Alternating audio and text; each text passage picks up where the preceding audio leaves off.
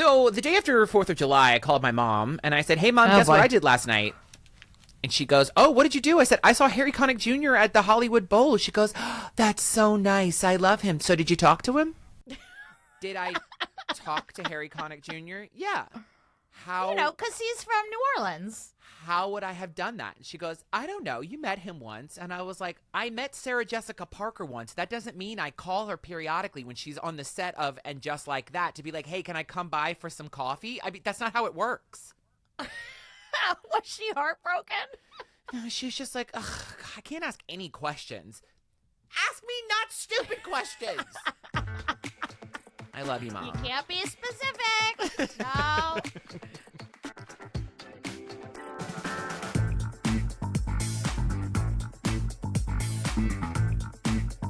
Hi, Joey. Hello, Yellen. How was your 4th, my love? Oh, yay, America. How is everyone? Hello, down bitches out there, old and new. And welcome to I Think Not, the podcast where we know everyone. Harry Connick Jr. I once met Taylor Swift. Yes, you did. And she was very nice. Do you think she remembers me? No. Listen, I also want to say, too, like, we're not bragging. You know, it's just like anything. You're in show business long enough, you meet people. That don't mean that they're nice to you. That doesn't mean they're going to remember you. It doesn't mean they give a shit about you. Most of the time, they shake your hand and keep it moving. They're not even looking at you. They're looking through you. Exactly. But welcome to I Think Not, the podcast where Joey Taranto and I recap all of your favorite true crime TV shows episode by episode. And that is what we are doing. We are on episode 2 of one of the shows that we covered over on our Patreon, Southern Fried Homicide, and we loved it so much we brought it to you here on the general feed. Yeah, we now, did. Since you are here, tell them about our last 3 tour stops, Joey. Well, on July 12th, we will be in Denver, Colorado. You can also live stream that show for up to a week. On July 18th, we'll be in Austin, Texas. And on July 20th, we'll be in Pittsburgh, Pennsylvania. Okay, all right. I think Did you they finish? got it. Okay. I did. I'm over here trying to be a baritone. If you want to get tickets to our live show, all you have to do is go to ithinknotpod.com and click on See Us Live, and you can grab your ticket. We'd love to kiss your face and hug your neck. And don't forget that virtual option is available for a week. So bring some friends over, and then they might not be your friends after they're like, this is the shit you watch. But give it a go, because then you'll really know who your true friends are. Everything else okay, honey? You are looking sun-kissed and gorgeous over there in California.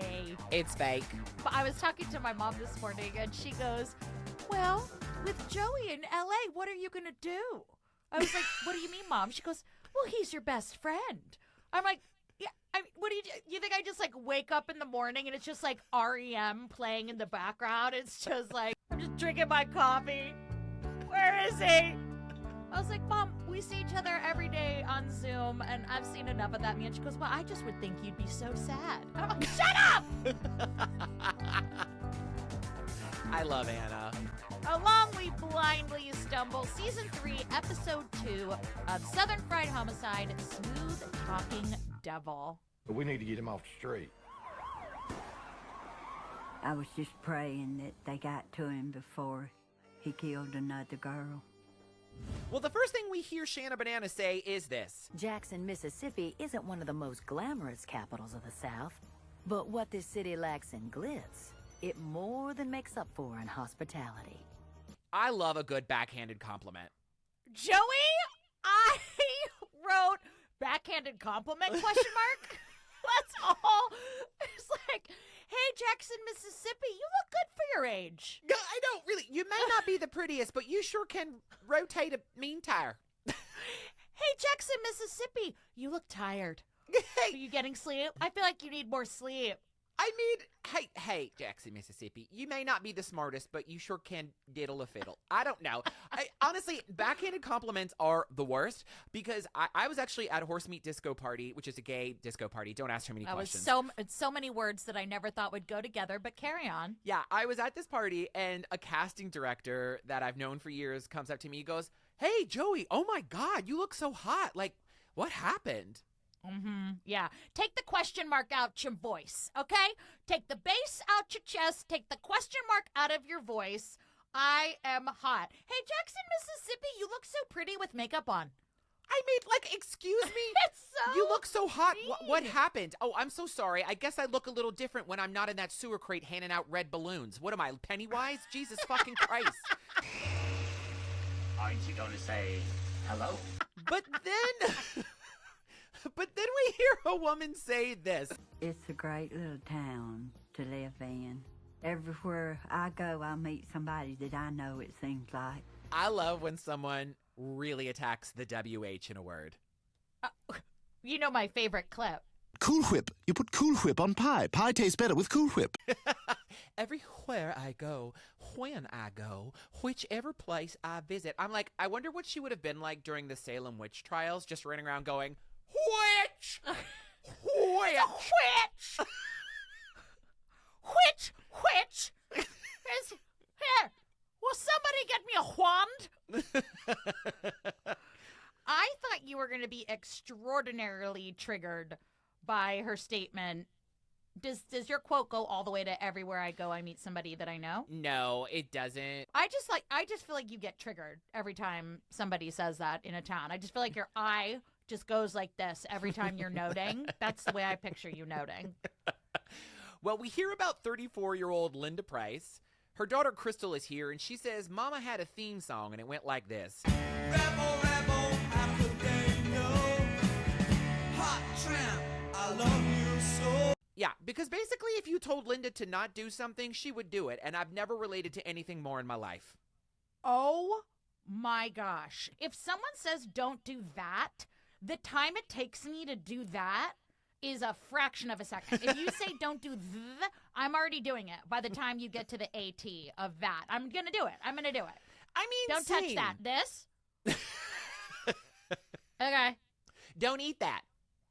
That? Already in my stomach. It's been chewed, digested, saliva was involved. Yeah.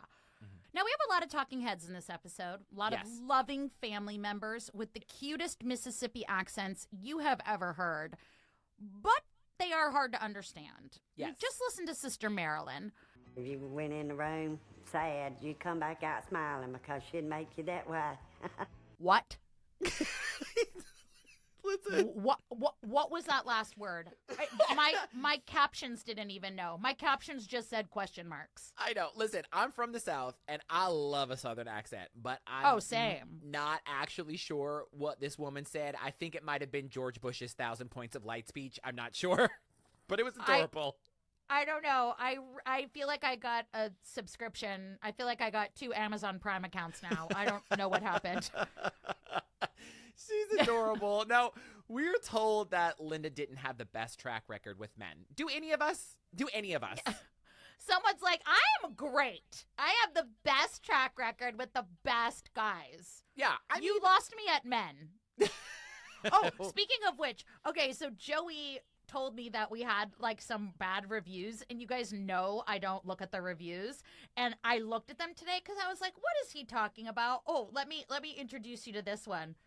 This one says, I love you, Joey, but Ellen, we get it. You're divorced. Us women don't have equal treatment. You don't trust men. Just stop with the long-winded same thing over and over again. I have been told to stop monologuing before. Thank you, Lore91, and no. Well, I know. You know what's so funny is I never look at the reviews, and then I looked at, I don't even know what prompted me to go look. Probably because I'm an emotional cutter. Yeah, whenever you're feeling down on yourself and you've had a glass of wine, you're like, let me look at these reviews. Yeah, no. Yeah. No, thank you. But Linda wanted one thing. Somebody to love. I mean, who's better than Queen? Nobody. Those harmonies, honey. Tighter than your G-string on Pride. Jesus Christ. Joke's on you, mine was quite loose. Don't ask me questions. Listen, she wanted love, and we all want love. We all want to love and be loved. And On a cool fall night in 1995, the Mississippi State Fair is in town. A perfect excuse for Linda to kick up her heels and have a good time. we used to go to Biloxi for the 4th of July, and then the state fairs we went to.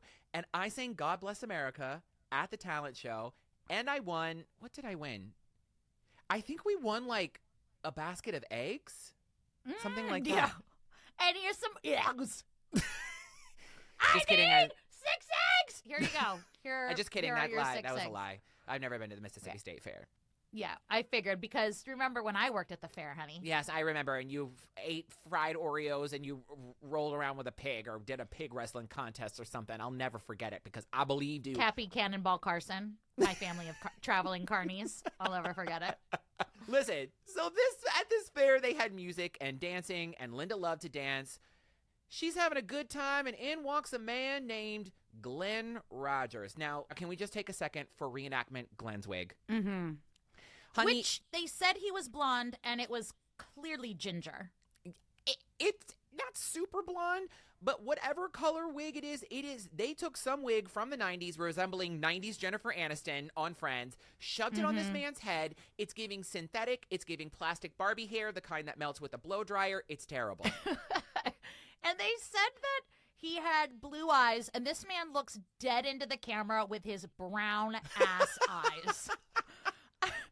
I was like, come on, you guys know these things bother me, and yet you still do it. But this is what they say about the real Glenn Rogers. The blue eyes made women just fall for him instantly. Has that been your secret weapon with women, my love?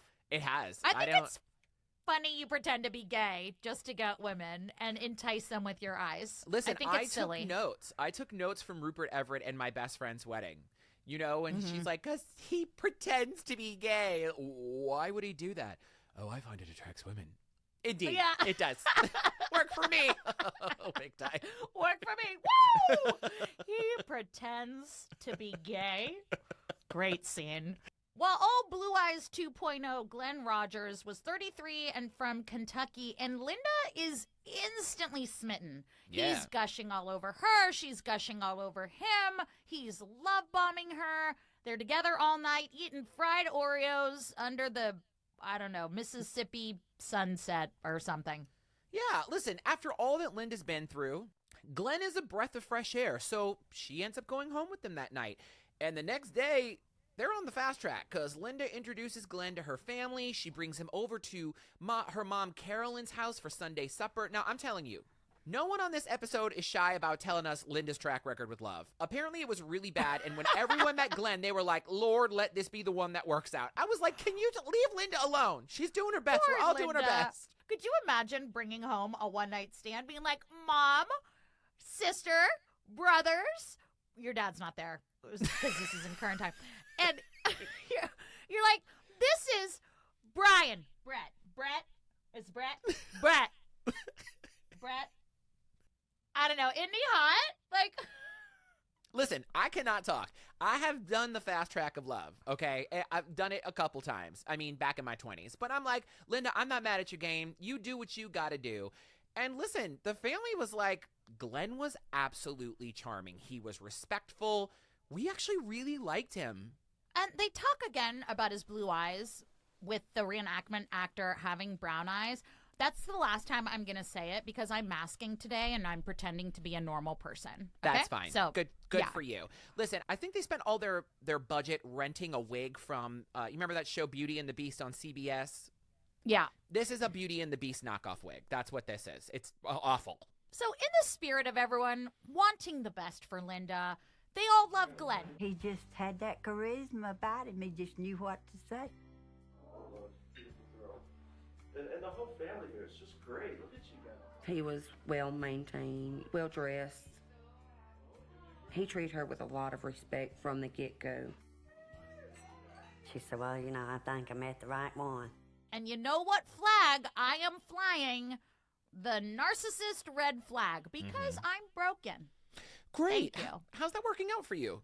I don't know. Maybe that review was right. Maybe I should just shut the fuck up. Please don't ever shut the fuck up, babe.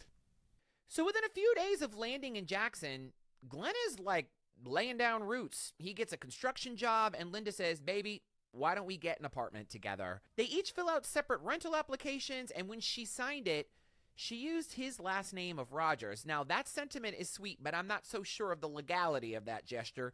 But it just shows that Linda was all in, you know? I signed his name because it's adorable and illegal, Linda. Please sign your name. Please sign your regular name. So there's this man over here pretending to be a blonde when he's clearly a ginger. Yep. And they get a place that's not far from Mama Carolyn's. So, of course, everyone is helping set up their new digs, you know, bringing them gifts, giving them gifts of furniture. And Sister Crystal comes over, being the Southern lady that she is, bringing them a housewarming present. Now, Reenactment Crystal brings Reenactment Linda a gift. And she brings her a hydrangea, which I love hydrangeas. Probably my favorite flowers next to peonies. This is not a new plant. Okay, what is it? This is a plant with dead leaves. This is a regift plant. This is not a new plant. This is someone's plant from the prop department. Please email me so I can stop being a crazy person. Anyone terrify from me. the show. You terrify me with the things that you notice because I promise you I didn't. The leaves were dead. The blossoms looked fine. The leaves were dead. This is a regift, and I know for a fact, daughter Crystal would never regift a hydrangea. Nobody in the South would ever do that. That's right, unless it's a fruitcake. So Linda shows her daughter the spare bedroom where she'll sleep when she stays over. It's all very exciting. And I looked in the closet, and there was a black box, kind of like a ammo box, but it was a lot bigger. When Crystal reaches for the box, Linda's good mood suddenly turns dark. Linda immediately says, "Do not touch that. It's Glenn. He told me never to mess with it. I have no idea what's in there, but leave it alone." And the box was locked. And immediately, daughter Crystal is thinking, that's fucking weird. Daughter Crystal is a down bitch. This whole family is full of down bitches. Number one, she gets to the room and she's casing the joint. Yep. She's like, what's that? That looks weird. Why is there that box there? Why is it locked? Old eagle-eyed Crystal is not going to let this go. Now, again, if someone says, don't touch that, it needs to be touched immediately. It needs to be touched immediately. It needs to be opened. I can't not touch that. If you say don't touch that, I don't understand what you're saying because all I'm thinking about is how am I going to pick this lock because I'm a menace. Well, remind me not to invite you over my sex dungeon when I buy my house eventually. So Oh, anyway, wow. Don't touch that, this. So things are going well for the first 3 weeks.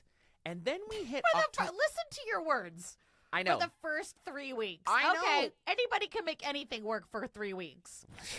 Tell that to Kim Kardashian. She was only married for 24 hours. So then we hit October 30th, 1995. Linda and Glenn are going to hit the town with Linda's sisters, Marilyn and her husband. And we have a good double date here, right? Everyone's spirits are high. Glenn is buying drinks for everyone, whether they like it or not. But Glenn is putting them away. And when it's time for another drink, he's just like, nope, I'm not just getting a drink for me. I'm getting a whole other round. And it was like an endless supply of $100 bills he'd pull out. But they were like, hi, Glenn, your beautiful eyes. Love, not so much blonde hair, but it's a little honey, but that's fine. Beautiful. We can't keep up with your drinking. And we can buy our own drinks. I don't need to have a 7th buttery nipple. I'm still sipping the first. And here's the thing. Glenn's not getting silly goose drunk. You know, you can have a silly goose good time with a couple of Cosmotinis. When people can no longer match Glenn drink for drink, it's no more Mr. Nice Guy. We told him we wanted to buy our own, and he wouldn't let us. So me and Linda got up, went to the restroom. She's like, shh, girl talk. And she's basically like, I don't know what's going on. I've never seen him like this. And before she can spill any beans, Glenn is banging on the door. He's like, I know you guys are in there talking about me. Don't you better not tell her anything. And so Sister Marilyn and Sister Linda are looking at each other. She's like, what the fuck's going on? And Linda's like, I can't tell you. Yeah, but I'm scared. And again, when someone says, I can't tell you something, all I want you to do is tell me. All I want you to do is tell me whatever it is you can't tell me. In that moment, if someone says there's something that I can't tell you, I don't care about the ozone. Yep. I don't care about saving the whales. I don't care about anything in that moment except whatever it is you can't tell me. Yeah, I know. It's that thing. We'll talk about it later. We're talking about it now. No, it's later. And so it's later. Yeah. 5 seconds later. Now, I'm stressed watching this. It's scary for anyone to be in this position. And of course, we want to understand what's happening, which Sister Marilyn tells us. I said, Linda, what is going on? She said, I believe he's in with the Mafians. He's what? He's in with the Mafians. What, one more time? He's in with the Mafians. Now, I'm really not trying to make light of this, but I feel like what she's telling us is pertinent to the story, and I haven't the foggiest clue of what she's saying, and I'm from the deep south. Yeah, she's got Mississippi mouth, honey. It's contagious. I was like... I know, I was like, I feel like this is necessary exposition. Well, also, the captions, it's not there, because Southern Fried Homicide didn't know what she was saying. No, I know. There was nothing there. It's just blank. Marilyn, I love you wherever you are. I would love to hug you. But I was just like, this is a cliffhanger for the show. What did she say? Anyway, whatever was happening, it was enough for Sister Marilyn to beg Linda to go home with her that night. And Linda tells her, look, if something happens to me, do not let him get away with it. Those are haunting words. And let me tell you, you can't make anybody do anything that they don't want to do, right? Linda's a grown woman. Marilyn's a grown woman. If that were my sister, I would make the biggest scene. I know. If possible. It's so ominous. And this is not blaming anyone. You shoulda, coulda, woulda done this. I'm saying Marilyn is better than me because she is respectful of her sister's wishes. I would have been like, I will burn this bar down to the ground if you and I sit in prison together because we can sit. You know what I mean? Like, it's terrifying. They would separate us for sure. Not just because we're like a man and a woman, but they would get one look at us. They're like, no, not you two. Separate states. There you go. Yep. You guys can't even write. So. Why are you extraditing me to Missouri just because we don't like the look of your face? Yeah, and someone's got to take you. And Missouri had an opening because Gypsy Rose Blanchard just left. Oh my God.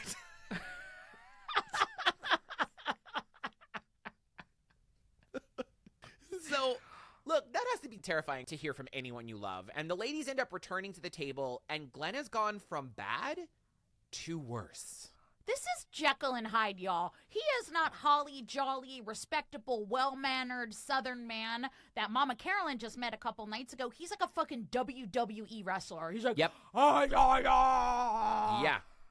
Now, you guys know I love this show. And this show, the reenactments are worth the price of admission alone. And you know how Joey and I love an extra moment?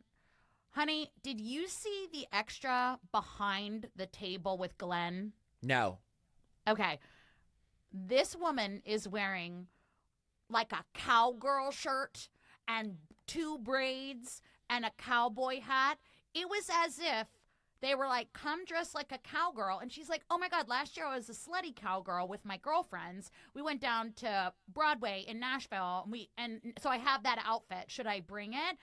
And she is giving you shocked face, honey. She is giving you slutty cowgirl shocked face. She is giving you extra work. She's like, look at me in the bank. I'm a cowgirl. Listen, she's earning her paycheck. She's given the most. So Linda assures Marilyn that everything will be all right. And everybody goes home. The next day, Marilyn waits to hear from her sister. But the phone never rings. She asks Mama to meet her at Linda's apartment. So Mama Carolyn and Sister Marilyn go over to Linda's house, and they're knocking on the door, and they're banging, and they have this weird feeling because of this fucking weird conversation that Sister Marilyn had with Linda the night before. They peek in the window, there's a bunch of beer cans, and Sister Marilyn is beside herself because Linda is very tidy. Yes. There is no way she would have left those 6 beer cans adjacent on their side, strategically placed the way the props department left it. She never would have done that. There's one thing I know about my sister. She is not leaving strategically placed bottles anywhere. Yeah. It's very funny that they were like, the apartment was a mess. And I'm like, that's actually, I would consider that clean. I don't know if that's a good thing or not. But either way, they knew something was wrong. So the next day, it's Halloween, and the family all goes out trick-or-treating, which Linda knew that they were going to stop at her apartment. It's a family outing. Yeah, and that extra girl was super excited because she had a leg up. She was like, oh, I'll just do this costume again because I did it last year. So it's here. It's real easy. So the family gets to Glenn and Linda's apartment. Glenn's truck isn't there, and no one is answering. And Linda knew that the family would stop by, and so they all know something is wrong. But now it's November 1st, and Mama Carolyn hasn't heard from Linda in 2 days. And she's like, I hear from my daughter every single day. And when I call, that phone just rings and rings and rings. The apartment manager was like, I mean, I saw Linda doing laundry a couple days ago. Cool. That doesn't help me now. And then she calls the police and they're like, not enough time has passed to file a report. And just like that, we leave Jackson and we're in Bossier City, Louisiana, just outside of Shreveport. Another town where everybody knows everybody. Mm-hmm. And they go to a place called the It'll Do Lounge. Joey, I have never felt so connected to an establishment. Yeah. That I have never visited. I love an establishment with low self-esteem. Listen. Just call, you know what? This place isn't great, but it'll do. Yeah, it's across the street from the, I guess, bar and restaurant. Which is cat-a-corner to a Catholic church named Our Lady of Periodical Hope. I'm going to go to the hair salon over there that says, look like not such a mess. Hair. Call it like it is. It'll Do Lounge. I loved it. I have never wanted to open a bar called any name other than that name. Keep people's expectations low. That's how I live my life. That's our next podcast. On November 3rd, 1995, 37-year-old Andy Sutton is there catching up with her best friend and roommate. Andy reminded me of Lucille Ball. She had that red hair, and she just was kind of a comedian, and just everybody knew Andy. I was trying to think of who you are to me. Mm-hmm. I think you might be my Elaine from Seinfeld. Okay. Because I'll she take was that. so funny and sassy, and I would love to watch you do the Elaine dance. I take that as a compliment. It is a compliment. I feel like you and I switch off from being Lucy and Ethel. Yeah. Because one can be like zany and the other one can be like, oh no, Lucy. Like one of us is always like off kilter. You know how I know so much about stupid stuff? Yes. One of those things is Lucille Ball. Do you know what color her hair originally was? Blonde. Brunette. Everyone thinks she was a blonde. She was a brunette. She dyed it for a movie, and then she decided to keep it. And her longtime hairstylist, she's like, I don't want it to be red because the color she wore was golden apricot. She's like, I don't want to be like a bottle red. And you know what she used in her mixture to get her specific Lucy red? What? Henna. Oh, okay. That makes sense. I know so much about really inconsequential things. Thank you. Henna rinse. Well, yeah. These two got along great, even though they shared a one-bedroom apartment. I was like, that's a lot. Honey, did I tell you this summer that me and Ellen Radzutsky drove cross-country, and then we met Amaya, and the three of us shared a one-bedroom, 3 twin-sized beds in an apartment in L.A. Me, Amaya, and Ellen. It was 2 Ellens and an Amaya. Nope, that's too much. Well, listen. What room? Nope. You gotta do what you gotta do. I mean, I guess you do. Well, these two were making it work. They were freshly divorced and just enjoying their new lives. And on this night, Andy meets a tall, handsome Southern gentleman with light eyes, and she's into him. And roommate/friend Teresa had to go to work, so she left Andy to get to know this guy some more. And guess what this man's name is? Glenn Rogers. Linda's live-in boyfriend. And she's like, yum, yum, give me some. So Andy's like, come back to my place. Teresa won't mind. She's the best. When I got home that night, he was on the couch. And we was just chit-chatting away and asking questions. And he was very understanding and, just very nice. Now, Teresa, also a down bitch, was like, I know that it's been a while since your pink boat has had a little ride up the river. I'm gonna fucking sleep on the couch so you guys can go in there and play bedroom checkers. But never forget this, okay? Yep. And also, Teresa, we should say, was like, I sat and chatted with the guy. He seemed fun. Like, it was cool. Yeah. I liked him. So the next morning, Andy sneaks out of the bedroom and she tells Teresa, Glenn is great. I really enjoy him. Also, do you mind giving Glenn a ride to the bus station? He's going to be back next week. And he asked if he could leave his truck here. And Teresa was happy for her. And she's like, yeah, sure. No problem. Let's go. And then Teresa was like, but my back. Oh, God, that couch hurts. Oh, man. I did not sleep well. There is no such thing as a comfy sofa from the 90s. She's like, I hope he did it right, because this couch is not great. So Andy is just giddy, right? And she's like, he's leaving town, and Teresa is going along with it. Teresa is a down bitch. She gets a scholarship to whatever program she wants to attend at Down Bitch University. And the reason that he's leaving town is his bunny ears truck broke down in Florida, and he needed to take a bus to Florida. And then when someone says they're going to Florida, there's no further questions. Yeah. Because Florida is your get out of jail free card. Nobody knows what happens in Florida. You know the rule about Florida, you don't talk about Florida. That's the rule about it. And she's like, okay, no further questions. He's got shit to do in Florida. There you go. And so the three of them hop in Teresa's car. They get to the bus station, and Glenn gets out of the car, goes to the passenger side to kiss Andy goodbye, and he looks at Teresa all serious and says, you better take care of my girl. And that's when Teresa was like, the fuck? I've been here a lot longer than you. And Glenn was not kidding. It was weird. And it was the first time Teresa remembers thinking, the fuck is up with this guy? Yeah, don't tell me what to do with my best friend. You've been here for 6 hours. No. I'll take care of her. You go to Florida. Who the fuck are you? And mind your business. Yeah. I got her. She's my best. We literally share a bed. Okay? Yeah. I got my eye on her. Everything's going to be fine. Yeah. Who are you, Chance from Love After Lockup? You coming in hot. Yeah. What are you doing? I got it. I got her. We're fine. Yeah. So that was the first time things turned. But you know what? You and I are very similar in that respect. All it takes is one person to say one thing that, makes our hair go in the other direction. And you're like, I don't like it. You're more like that than I am. I am. Sometimes it's that one thing where I'm like, because that one statement for me has so much information that comes with it. And I'm like, oh, it's like filling in all the blanks. Exactly. Yeah. I am fine. I'm not a trauma survivor. Back in Jackson, Mississippi, an agonizing 3 days have passed, and still no word from Linda or Glenn. Carolyn, Crystal, and the rest of the family are beside themselves with worry. And Mama Carolyn calls the police, and she says, you need to check the apartment. This is fucking ridiculous. So the cops show up, and of course the family is like, yep, we're going to be here too when y'all get into that apartment because we want answers.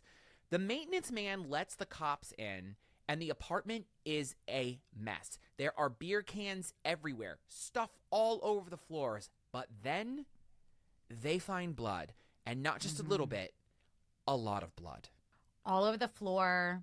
Then they see some bloody paper towels. But then they go to the bathroom, and that is where the truly horrific things are discovered. There is blood everywhere. And Linda was in the bathroom with a washcloth over her face, and she was clearly deceased. She was naked, and she had stab wounds on her, and her throat had been cut. It is really, really gruesome. Yeah. But it looks like she had been cleaned up and then placed in the bathtub. There was blood around, but for some reason it looked like her body had been cleaned up a bit. Yeah, it was horrific. And they find a message on the bathroom mirror written in red lipstick. It says, Glenn, we found you. A very ominous message. And the problem is they can't ask Glenn about it because the man has disappeared, which poses a lot of questions. And of course, they tell Linda's family the news, and the family is devastated. It's the worst possible news. And immediately, my thoughts went to her daughter, Crystal, who just wanted her mom to be happy. You know, there's so many times we hear how much Linda was loved, and people were like, she just wanted to be loved. She just wanted to find love. And this man swooped in, preyed on her, and murdered her. Yeah. And if you're saying, well, how do we know it was Glenn? Well, the police saw that message on the mirror, we found you, Glenn, or Glenn, we found you, and the police are like, that's bullshit. They run Glenn's social security number only to find a very long criminal record. Yes, his record lights up like a Christmas tree, and they basically know that this is Glenn, but they have to prove it. So they look into his past. Glenn Rogers isn't a long-haul trucker out of Kentucky. He's a drifter, a carny, an occasional cab driver from Ohio. It's a carny and a cab driver. Those are horrible combinations. That is a horrible combination. Those professions singularly should each raise a red flag. So the fact that he was both of those things, that trouble. Right here in fucking River City. I'm kidding. I have tons of friends who drive Ubers, but the cab drivers in New York are a special breed. Whenever I hear cab, I always think of like a New York City cab driver who I'm scared is going to drive me into the East River. But anyway, I'm totally fine. And so he's also from Ohio. Okay. And he has a criminal history dating back to when he was 9? Yes, you heard that right. 9. What shit are you getting into, my man, at 9? Are you knocking kids down for their Teddy Ruxpin? 9? 9 years old.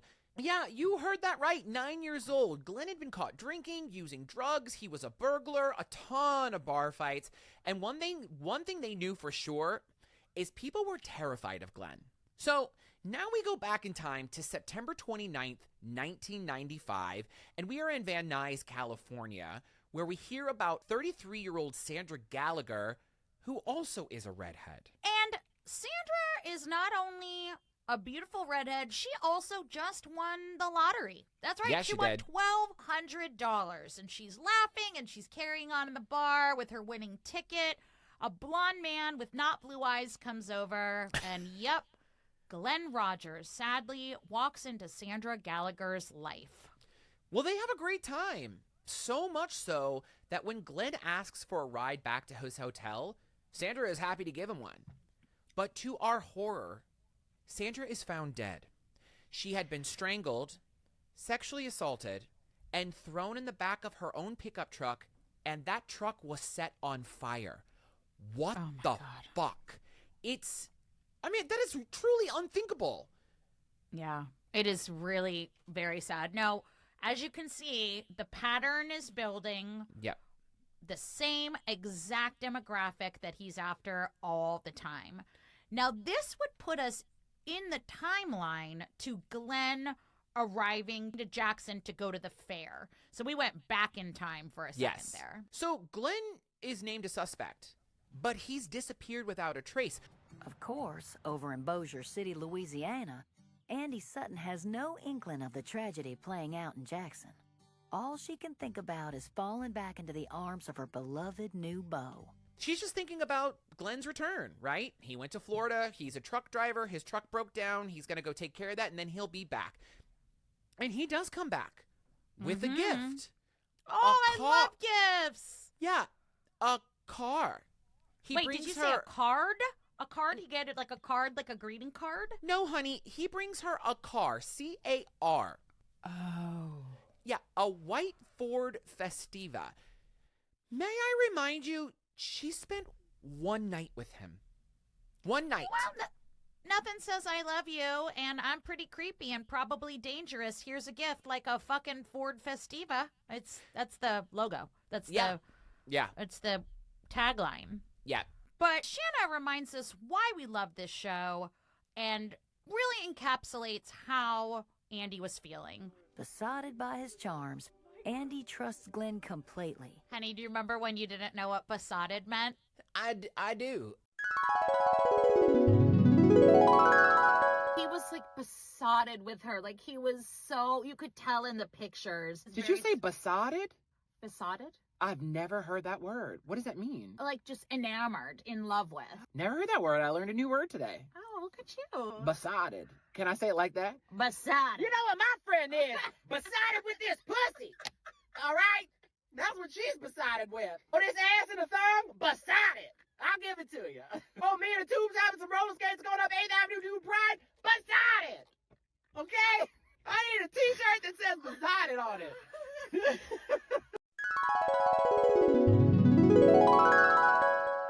One thing I know is that Shanna is not saying this properly. What she's supposed to say is she was besotted with his charms. That's how you're supposed to say besotted. It really needs to be an exclamation. I don't know why they don't put an exclamation point at the end of besotted. I didn't know what besotted meant, and you didn't know how you're supposed to pronounce besotted, but now you do. See, we're learning together.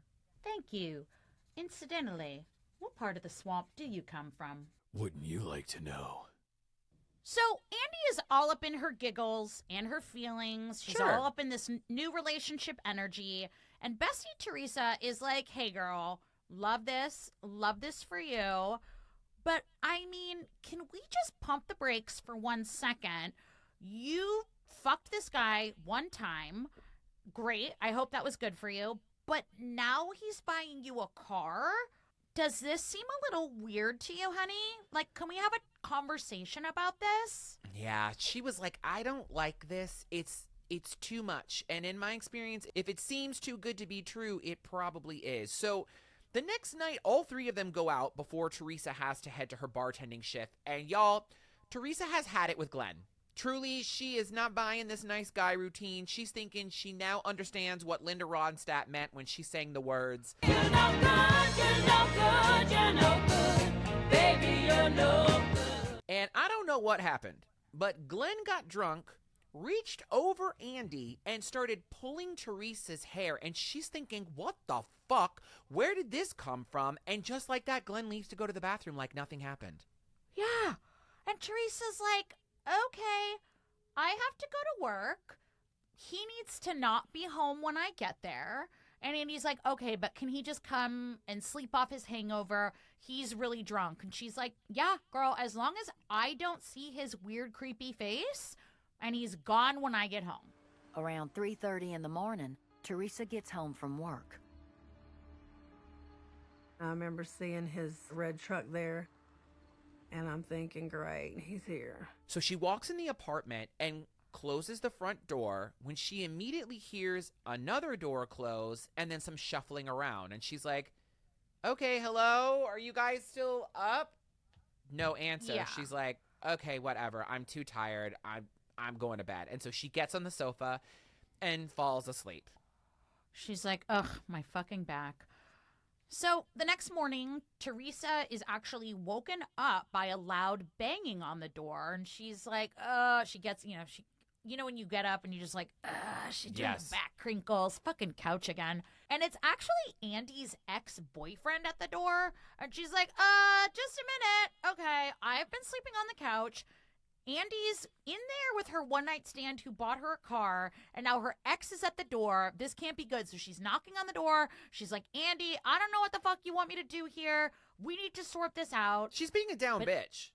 Oh, she's fully being a down bitch. Teresa knows no other way to be an absolute down bitch. She's just like, we got to sort this out. Andy's not coming to the door, and she's not answering. So Teresa opens the door. She steps into the room, and immediately she steps on a blood-soaked carpet. And she freaks out. She sees that someone is still in the bed under the covers, but it's like balled up. She walks toward the bed, pulls the cover back, and she finds Andy dead.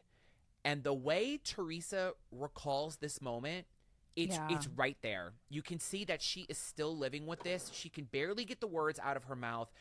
My heart broke for her because they were best friends. This isn't the end you want anyone to meet. The girl was just looking for love or a new boyfriend. And sure, we've all been wrapped up in those feelings of butterflies in your stomach, but you never think it could lead to this. It's horrible. I saw the most excruciating look I had ever seen on a person's face of horror and pain. I knew right that she was dead.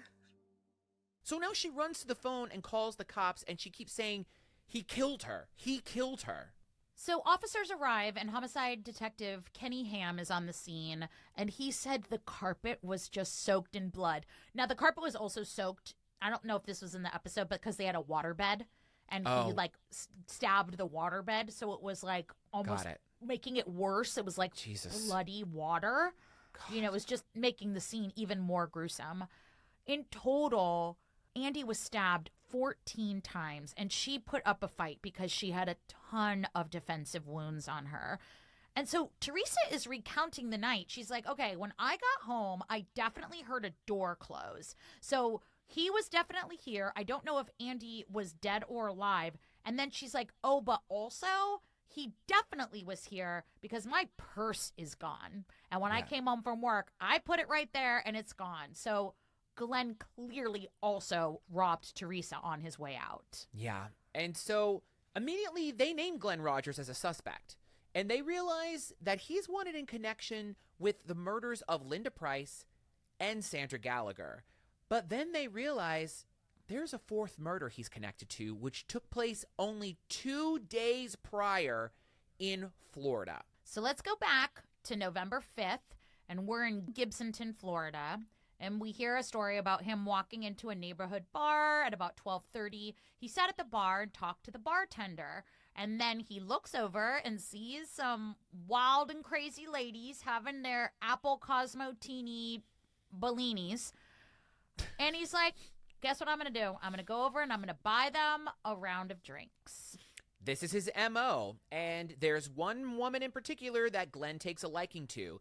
And that's 34-year-old Tina Marie Cribbs, who is also a redhead and a single mother. They chat, they flirt.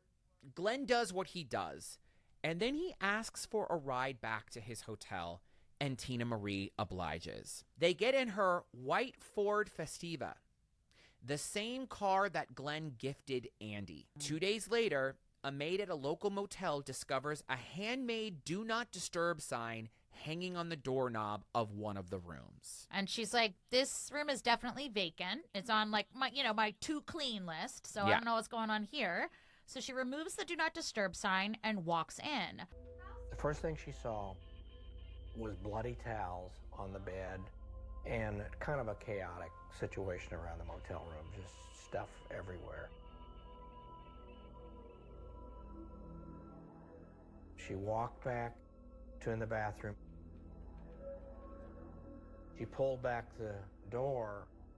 I do not know what possessed this woman to walk into the bathroom because I would have seen that room and gone running, but she does. She walks into the bathroom and she discovers the dead body of Tina Marie Cribbs. She was stabbed and put in the bathtub. So the maid runs out of the room and calls the police. Also, this man is not just a monster, he's an idiot. Because when he checks into motels, he does it under his real name. So he's leaving a very clear trail behind him. Now, at this point, Glenn is added to the top 10 most wanted list. Investigators from all over the U.S. and even Canada are calling, thinking that maybe Glenn is responsible for unsolved murders in their area because of the method of murder. It's 4 women so far in this 7-day period. They're all redheaded women. Most of them are like really bubbly, outgoing, gregarious, single moms. So they're kind of like filing all of these unsolved murders in a pile. And of course they want to solve it. They're like, this might be our fucking guy. 4 women in 7 days? This is a fucking serial killer. Yeah, and the phones are ringing off the hook at this police station, but where is Glenn? This man doesn't stay in one place too long, and he is extremely dangerous. But the thing is that he's running out of money, and his face is plastered all over everyone's TV. So that brings us to November 13th, 1995, and we are in Beattyville, Kentucky. And he shows up at his cousin's house, banging on the door, asking for help. His cousins attended Down Bitch University only 2 years. They had to drop out because they had some family troubles. Like her grandmother got sick and she had to go. But she was there, okay? And she was like, oh, no, you are not coming in here. We have seen you on the news. You are not welcome. We know what you... Get out of here, Glenn. And actually, not in the episode, they begged him to turn himself in.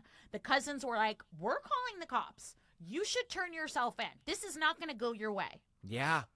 Kick rocks. You're crazy, you're a monster, and your wig looks like it came from Party City.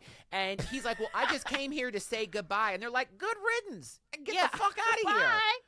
Why did you come here? You could have emailed, okay? This little swing by session could have been a fucking email. A few hours later, officers deep in the Appalachian foothills of central Kentucky spot a shaggy-looking Glenn in Tina Marie's car. Glenn Rogers knew a cop when he saw one. He took off. And now there's a fucking chase. Yeah, he's driving the wrong way on streets. It is chaos. They are in a massive high-speed chase. We see the actual videos of them chasing him, going after him. Finally, the cops get him by shooting out his tires. They finally get him to stop. We watch them, and you know they fucking loved this. They loved yanking this guy out of the car, throwing him on the ground. I'm like, do it. Don't be easy on him. Fucking throw him to the ground. And Glenn is finally stopped. Also, like we said, there's footage of this arrest, and this man looks like he needs an exorcism. Like, we should be shouting Bible verses at him and throwing holy water. Truly, the power of Christ compels you. He looks rode hard and put away wet like a full-on mountain monster. And Linda's family sees on the news that they caught him, and they are so relieved. I mean, obviously, it's bittersweet, but thank God they can finally put an end to this murder spree. And with us along this journey has been Sean Combs, an author. Different Sean Combs. Thank God. Not the P. Diddy one. Yep. Totally different Sean Combs. And he says this. Glenn Rogers hated women. He made that abundantly clear. He knew how to exploit women. He knew how to find their weaknesses. He knew how to profile the kind of woman he was looking for. Somebody he thought he could control, manipulate, dominate. And that's exactly right. His pattern was so obvious, like he might as well have been the Wet Bandits. He wasn't hiding his name. He wasn't changing his name. It was almost like he was taunting the cops or something, because like you weren't going through any kind of way to conceal your identity, to change your identity. Your MO was exactly the same. Your victims matched the same exact profile. It is so tragic, but I am so fucking glad they caught that monster. Yeah. Well, on May 7th, 1997, Glenn goes to trial in Florida for the murder of Tina Marie Cribbs. This man walks into the courtroom and blows someone a kiss. I'm like, what the fuck? This is not the Miss America pageant. Like, what the fuck are you doing? Now, Linda Price's mother, Carolyn, was present at this trial to identify a watch that belonged to him, which was found under Tina Marie's body. Well, it turns out that Glenn never wanted to take pictures. But Linda's sister Marilyn convinced him one day, and in that pic, clear as day, is the very same watch they found under Tina Marie's body on Glenn's wrist in that picture. That, alongside having Tina Marie's car in his possession, renting a room in his name at the motel where Tina Marie was found, all that was stacked evidence. There was no way that it was not him. Yeah, and the jury deliberated for 5.5 hours, and they were like, we good? I think they had lunch in that time, played some categories or something, because it seemed like a really easy decision. They found him guilty and sentenced him to death, and we watch him getting his sentencing, and he is stone-faced. This man has darkness behind his eyes. His eyes might as well be black. He has no reaction, nothing coming from his face. The crimes are heinous. What terrifies me is that kind of reaction to the loss of human life. That will never not make me just pull my hair out. We were just talking about the Wade Wilson case on Robbie and Ellen Solve the Case, and this man, you might as well have been telling him your grocery list. It did not land on him. That's just horrific to me. Yeah, it's terrifying. 2 years later, Glenn is tried for the murder of Sandra Gallagher in California. Once again, he's found guilty of first-degree murder and sentenced to death. Well, 2 years later, Glenn is tried in California for the murder of Sandra Gallagher, where he is also found guilty of first-degree murder and sentenced to death as well. Now, Glenn was never brought to trial in either Mississippi or Louisiana, much to the dismay of the family, and I understand that. They want and deserve justice just as much as the other families of those victims. I mean, I understand they were probably like tax dollars, time, clogging up the court, but the families don't get to see him face his charges. It's almost, he'll be in prison either way, and that's probably what they thought.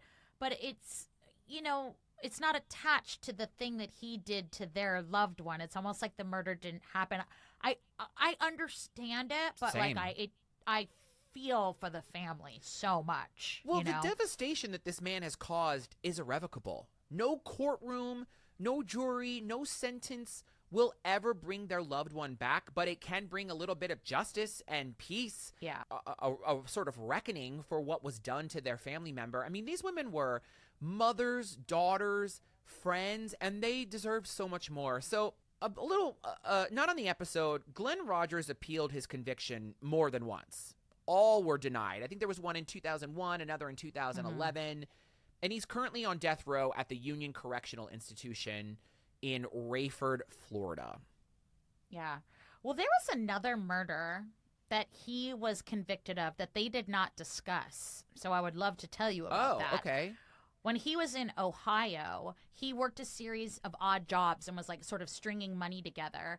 And he had a very bad history with his mother, hence his future hatred towards women.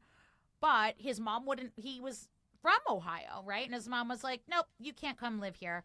So there was a 71-year-old electrician and a veteran by the name of Mark Peters who was like, hey, I need some help around the house here and there. So in exchange for room and board, you do errands, some household stuff. Yeah, of course.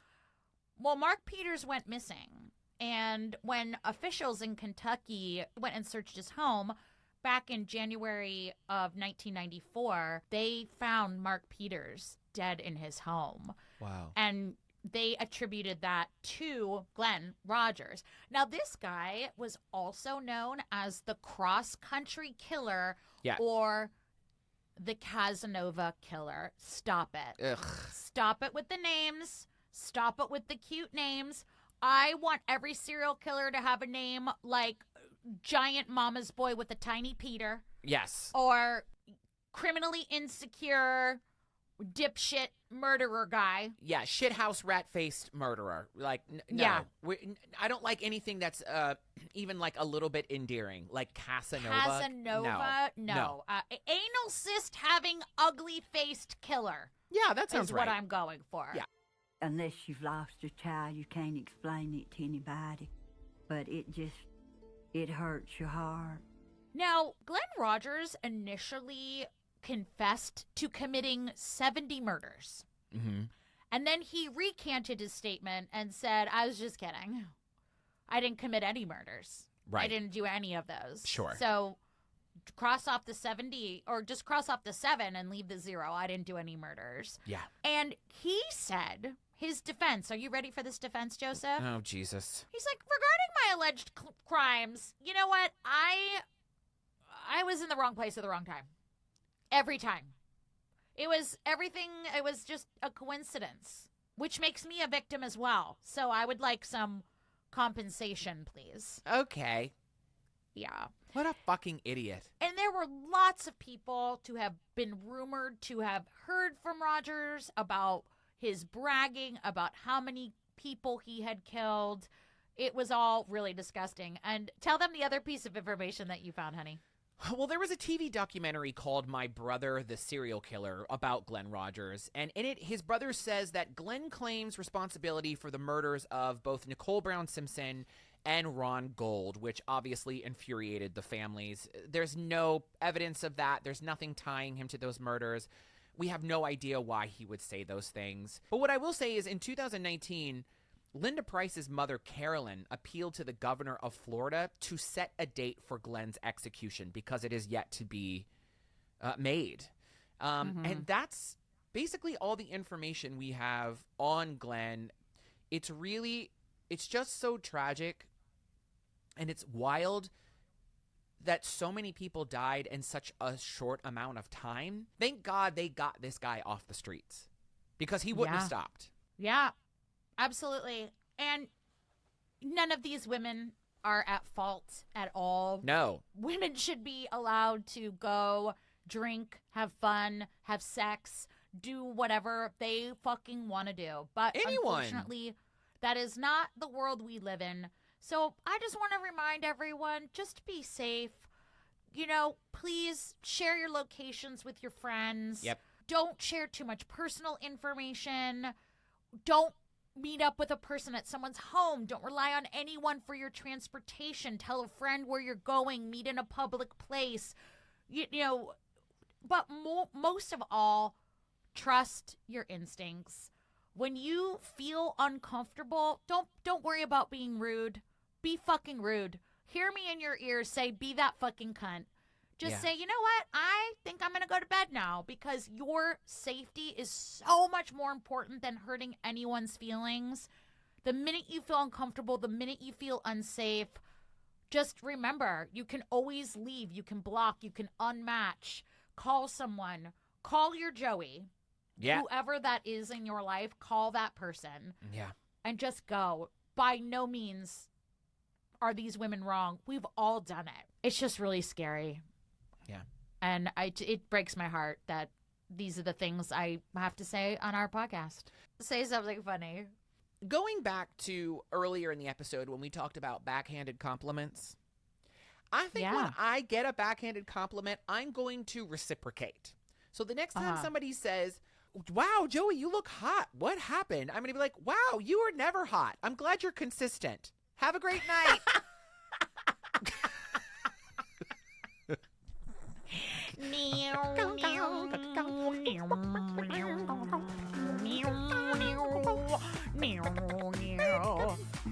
Why do you sound like an airplane? It's the music in my mind. Oh, down bitches. We love you so much. Thank you for letting us come back to this show of Southern Fried Homicide. These are very dark stories told in a very awful way with these reenactment actors. I might not make it through 4 episodes. Please go ahead and take a moment to follow us on social media. We work hard to make you laugh throughout the day, because this world is a dumpster fire, and what better thing to do than have your 2 podcast besties put in nonsense on the internet for you. You can find us at I Think Not Pod all over. And please go ahead and join our Facebook group. That is where we put all of our announcements. You're going to get the information for our merch, which is coming up, and our tour dates. And we're just there, just hanging out a lot. Yeah, also, can I ask a favor? Do you mind just going over to iTunes and leaving us a 5-star review with a nice little blurb? Even if it's just like nice nipples. I don't really care what it says. Or, every day is Pride. I don't know. Something. Just anything. And also, like, can I just tell you, I love y'all so much, and I really hope you get to come see us on tour. If not these dates, we're going to write a new show, and we'll be back out in the fall. We want to hug and kiss all your faces, and really, live is where Ellen and I do our most ridiculous work. It's pretty stupid. You might want to ask for your money back. Also, join us on the Patreon. You can find all our bonus content at patreon.com/IThinkNot. It's all there for you. Ad-free, tons of parties, tons of movies, watch parties, movie nights, whatever you want. But until next time, I love you, Joey. I love you too, you and Martian. I love all you DBs. Love you down, bitches.